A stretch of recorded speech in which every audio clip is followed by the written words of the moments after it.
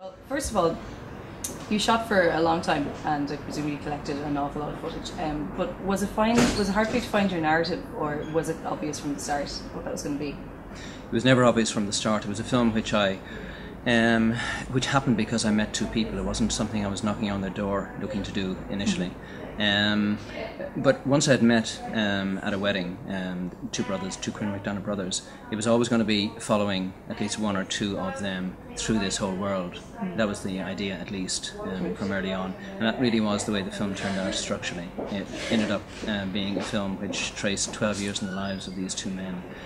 One of them who wedding it was when I met him, he was 18 years old and he was 30 at the end of it. And the other, his older brother, who was in his early 40s by the end. So it became kind of like a life story or a cycle in their lives and in the lives of the families they were a member of and feuding with. I was invited in, I went to a wedding, they invited me to shoot some footage, met them at the wedding, and then this family invited me to shoot some training footage of James, and then along to the fight, and then the next family I met was the Joyces after that, and I said, look, this is who I am, this is what I've been doing, and I went down to where they live in the Midlands, and similarly they were pretty open, and it was a step-by-step process like that. I think people got to know me and saw what I was doing, and then it went on for so long and became really part of the furniture, I suppose, in some way.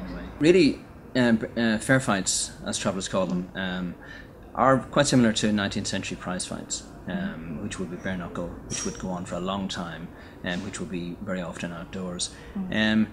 They're very structured. They're organised fights, planned with referees, with rules and regulations. And if you breach one of the rules and regulations, you could get disqualified, which happens occasionally, not often.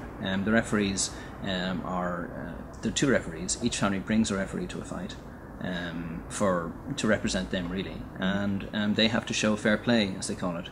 They're called fair play men, the referees, and you can't do things like headbutting, you can't hit below the waist, no biting, basic things which wouldn't be allowed in boxing, you can't do in fair fights. Right. And did you ever feel in any physical danger, or did you stay back from it? It's such a wild sport. There were one or two occasions over a 12-year period where it was pretty intense, and I felt this is really, there could be danger in the situation. I never felt under particular threat myself or in danger. And I suppose, in a funny way, when you're filming something like this, or really anything, you're behind the camera, you're looking through a lens, you feel as if you're distanced just by that whole thing. You have a camera on your shoulder. It's a mirage because you're very close to whatever action you're shooting in any case and can get hurt. But I was never hurt. I mean, I might have been pushed and joshed a little bit occasionally, and just once or twice, but I was never hurt. I never really felt in danger. Over the years, I've shot a lot of fights. The vast majority of them had no money attached in terms of a prize for the fight. And the way it is, it's each side would, if there was money, each family would put up half the money. So if there was 30,000 euros on a fight, it'd be 15,000 from each family. But for the vast majority, there's no money.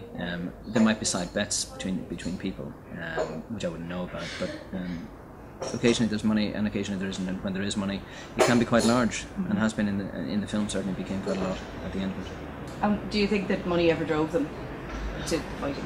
No. In my film, in my experience, what I've seen, I don't think it was motivated by money. I would say definitely it was not motivated by money. If money came in, that was another issue, but it certainly wasn't why they were fighting. Okay.